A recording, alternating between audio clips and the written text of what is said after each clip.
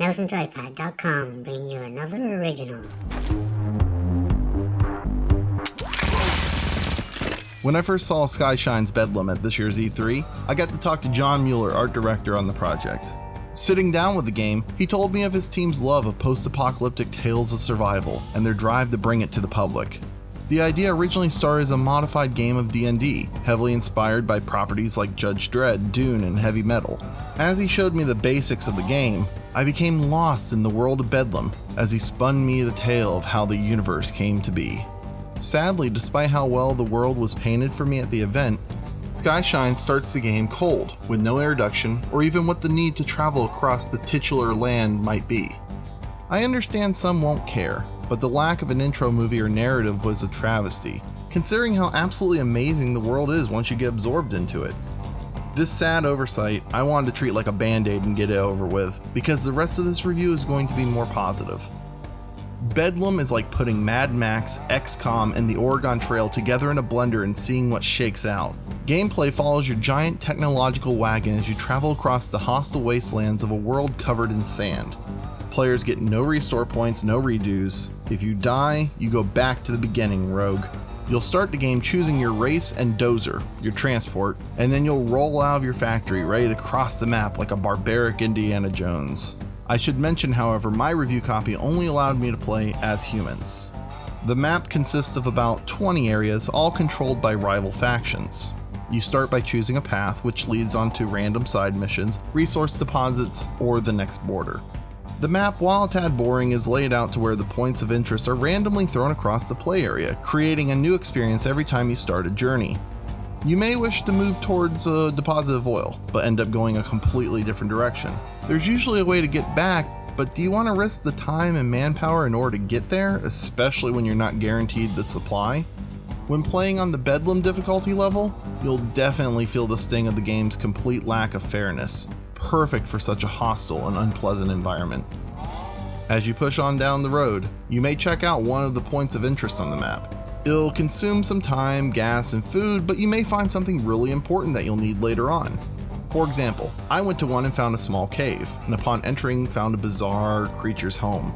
They gave me a Grem catcher, something resembling a stone dream catcher, and possibly just as useful.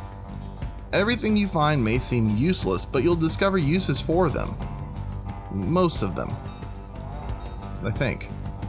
These story-based moments are delivered via short descriptions, but still manages to paint a vivid image of the pile of twisted metal blocking the road you've been traveling down and the shriek of the mutants who have trapped you.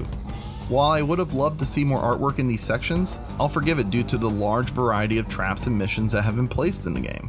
This leads to constant mental debates, questioning if you really have the manpower to try and save a random group of survivors from some hostile rogue AI. Sometimes you'll be rewarded, and sometimes you'll test if fortune truly favors the brave. But no matter how well you play, eventually you're going to get caught in a firefight, and it's a joy to play them out.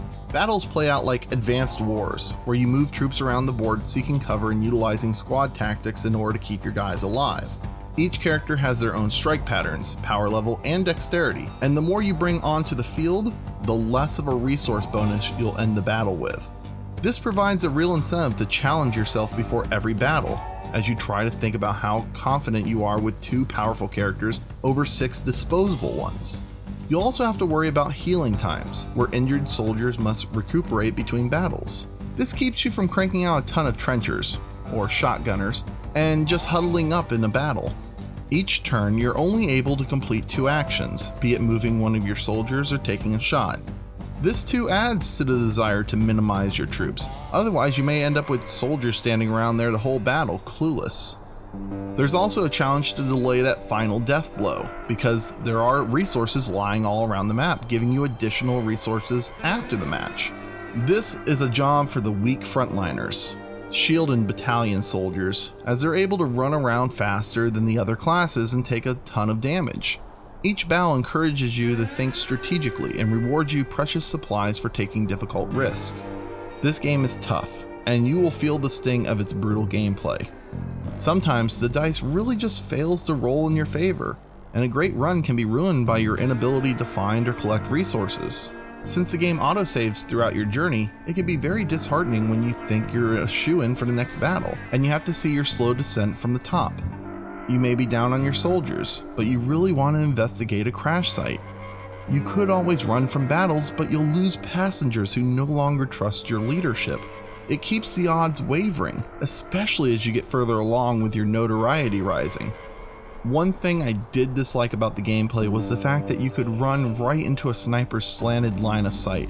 The enemy can take out most of your hardened warriors by using both of their moves, laying into your hapless soldier simply because you didn't count the correct number of offset spaces.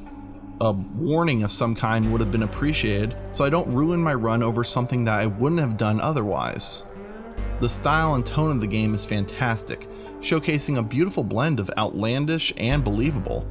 The character artwork balances a wide selection of organic to mechanical humanoids perfectly, but reusing the torsos make the characters all look overly stiff.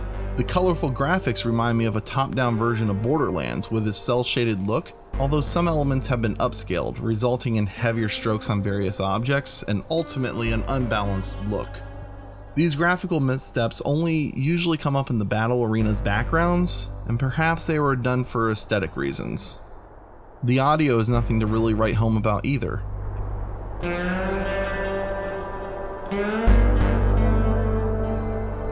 It kinda just drones on, never really picking up or becoming anything more than a dime a dozen collection. In a game where you read the entirety of the story, I was hoping for more in that department. There's nothing overtly bad about the arrangement, it just lacks anything memorable. There's a deluxe edition with a soundtrack. I wouldn't recommend spending that extra money. Sound effects, on the other hand, work well with their over-exaggerated visuals, going for a more cartoony sound than realism.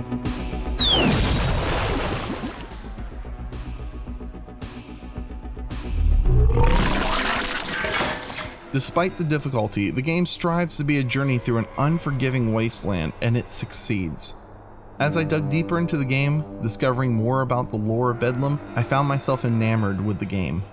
It's a difficult one that offers very little forgiveness, and when you do fail, you usually have yourself to blame. This would be a great introduction to gamers unfamiliar with tactical role-playing games, and a fun experience for veterans. Skyshine's Bedlam is without a doubt a game tactical RPG fans should pick up. It's a tough journey through an uninhabitable land of failed transhumans, mutants, and marauders in a sandy world reminiscent of Fallout. While I found it extremely disappointing to see the developers favored the gameplay over the story, you can't blame them when the strategy is so apace. It rewards those who push their luck and punishes those who push too hard. It takes inspiration from some of the best games in literature and mixes it all together into a thoroughly satisfying experience. I just wish I knew what was at stake. My name is Trevor Anderson with Mouse and Joypad. If you've enjoyed this review, please like, comment, and subscribe. Thank you so much for watching. It's freaking great.